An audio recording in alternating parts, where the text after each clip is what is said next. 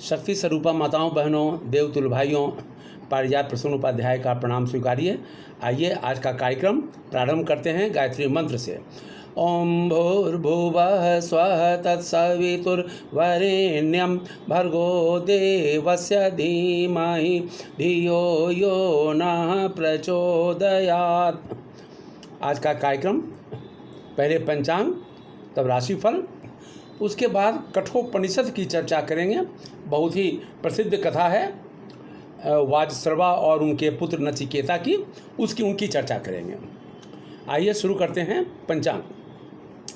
आज युगात 5123 विक्रम संवत 2078 शक संवत 1943 आषाढ़ कृष्ण पक्ष अमावस्या आज अहोरात्रि, तदनुसार 9 जुलाई 2021 दिन शुक्रवार है। आज नक्षत्र आद्रा नक्षत्र रात्रि 11:15 पर तक, तत्पश्चात पुनर्वसु नक्षत्र। अशुभ काल राहु काल। आज राहु काल दिन के 11:08 से 11:49 तक रहेगा। सूर्य मिथुन राशि में संचार करेंगे, चंद्रमा मिथुन राशि में अहोरात्रि संचार करेंगे। आज सूर्योदय 5:15 पर हो रहा है, सूर्यास्त सायं 6:46 पर। आज दिशाशूल शुक्रवार को पश्चिम दिशा की यात्रा शास्त्रों द्वारा वर्जित है, परंतु अत्यावश्यक होने पर दही का सेवन कर अथवा गायत्री मंत्र का मानसिक जप करते हुए यात्रा करने से वर्जना समाप्त हो जाती है। अभिजीत मुहूर्त आज दिन के 11:36 से दिन के 12:30 तक। अमृतकाल दिन के 12:18 से दिन के 2:03 तक। आज श्री देवराहा बाबा की पुण्यतिथि है। मेरी ओर से कोटि कोटि नमन प्रणाम। ये था आज का पंचांग। अब आइए राशिफल। मेष राशि, आज आपको बेहतर कामयाबी मिलेगी। आज आप बेहद सकारात्मक रहेंगे, बुजुर्गों की सेवा करेंगे, शांति मिलेगी। सेहत पर ध्यान देने की आवश्यकता है, जोखिम न लें। जीवन साथी का पूरा सहयोग मिलेगा। वृषभ राशि, आज आपको परिवार के लोगों से मदद मिलेगी, सभी कार्य पूरे होंगे। यात्रा के योग बन रहे हैं, सेहत ठीक रहेगी, खर्चे ज़्यादा होने की संभावना है बनी हुई है। वाणी पर संयम रखने की आवश्यकता है। मिथुन राशि, आज किसी के काम को लेकर उलझन बनी रहेगी। कार्यस्थल पर चुनौतियों का सामना करना पड़ सकता है। मित्र से मुलाकात हो सकती है, जोखिम लेने से बचें। वाणी पर नियंत्रण रखें। कर्क राशि, आज का दिन मिला जुला रहेगा। जीवन साथी के सेहत पर ध्यान देने की आवश्यकता है। खर्च पर नियंत्रण रखना आवश्यक है। कारोबारियों को बड़ी सफलता मिल सकती है। सिंह राशि, आज का दिन सामान्य रहने वाला है। आलस से बचें। पदोन्नति की सूचना मिल सकती है। विवाद की संभावना बनी हुई है। नई जानकारी मिलेगी। सेहत को लेकर सावधान रहें। कन्या राशि, आज आपका दिन बेहद शानदार रहने वाला है। किस्मत का साथ मिलेगा। निवेश से अच्छा फायदा होगा। धार्मिक कार्यों में मन लगेगा। किसी से विवाद की संभावना बन रही है। शुभ सूचना मिल सकती है। तुला राशि, आज का दिन शानदार रहने वाला है। परिवार का माहौल खुशनुमा होगा। नई योजनाएं बन सकती हैं। सेहत अच्छी रहेगी। खुशखबरी मिलने के आसार है। छात्रों को फायदा होगा। वृश्चिक राशि, आज आपका दिन ठीक रहेगा। यात्रा के योग हैं। आर्थिक स्थिति ठीक रहेगी। निवेश के प्रस्ताव मिल सकते हैं। आज आप काफ़ी सक्रिय रहेंगे। सेहत ठीक रहेगी। धनु राशि, आज का दिन परेशानियों से भरा रहेगा। किस्मत का साथ मिलेगा। घर में किसी की तबीयत खराब हो सकती है। स्वास्थ्य ठीक रहेगा। मकर राशि, आज का दिन व्यस्तता से भरा रहेगा। परिवार का सहयोग प्राप्त होगा। कार्य क्षेत्र में नुकसान हो सकता है। प्रभु की आराधना में मन लगेगा। आपके किसी समस्या का समाधान हो सकता है। कुंभ राशि, आज का दिन ठीक रहेगा। वाहन चलाते समय सावधान रहें। धार्मिक कार्यों में खर्च होगा। विरोधियों से सावधान रहने की जरूरत है। कार्यस्थल से खुशखबरी मिल सकती है। मीन राशि, आज किस्मत का साथ मिलेगा। कारोबारियों के लिए समय अच्छा है। आपको निवेश से अच्छा फायदा होगा। दिन सामान्य रहेगा। ये था आज का राशिफल। अब आइए, अब हम लोग आते हैं कठोपनिषद पर। यह कथा बहुत ही प्रसिद्ध है। यज्ञ फल की इच्छा रखने वाले वाजश्रवा ऋषि के पुत्र वाजश्रवस उद्दालक ने विश्वजीत यज्ञ में अपने संपूर्ण धनादि पदार्थों का दान किया। उनका नचिकेता नाम का एक पुत्र था। जिस समय दक्षिणा में प्राप्त जराजीर्ण गौवें ले जा रही थी, उन्हें देखकर अल्पवयस्क नचिकेता के हृदय में श्रद्धा का संचार हुआ। उसने विचार किया, ये ऋतुजों द्वारा हो रहा था।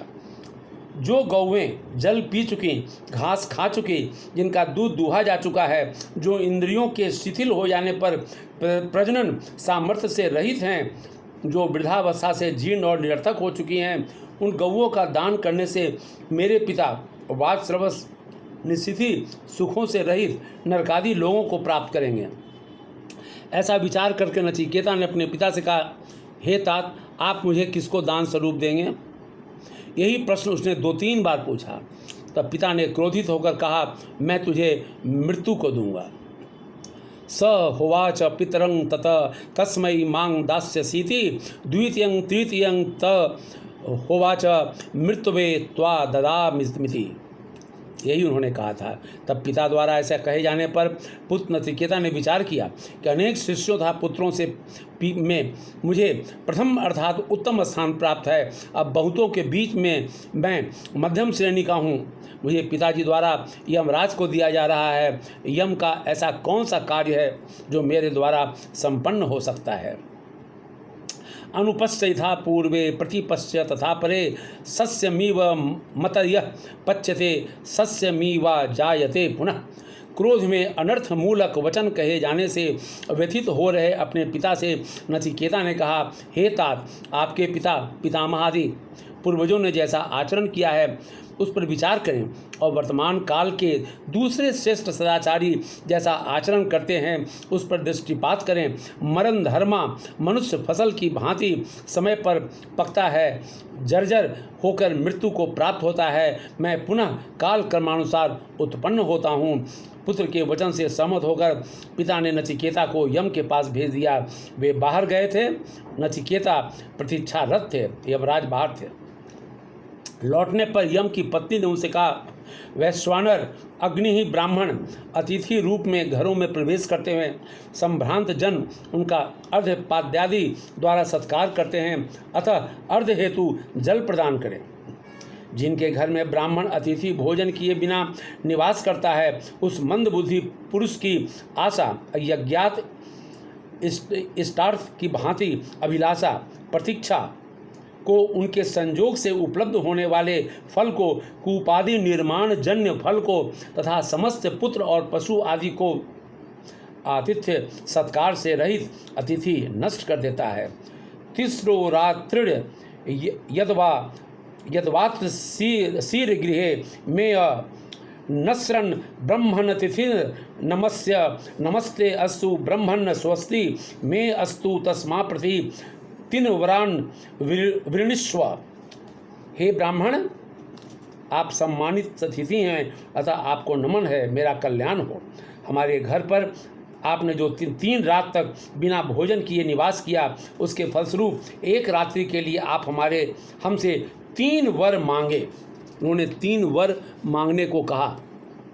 नचिकेता ने कहा, हे यमराज, मेरे पिता गौतम पुत्र उद्दालक मेरे प्रति शांत संकल्प वाले, प्रसन्न मन वाले और क्रोध रहित हो जाए।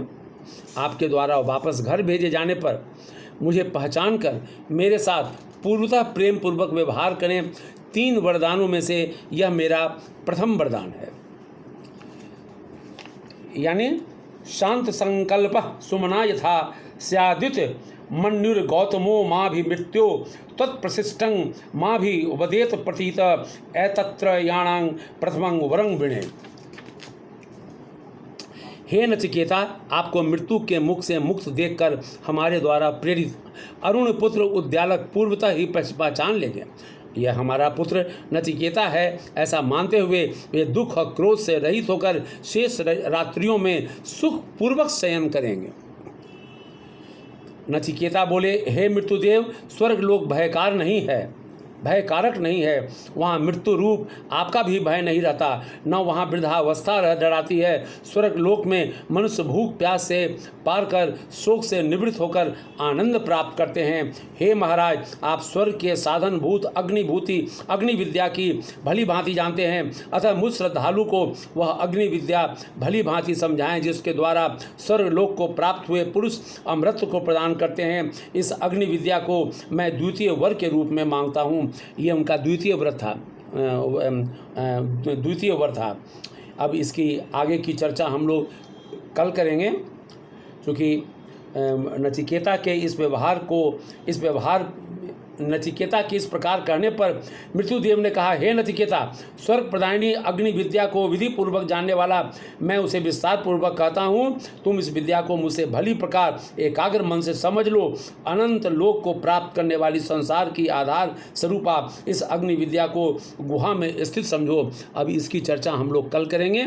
आज का कार्यक्रम समाप्त करते हैं। ओम शांति शांति शांति।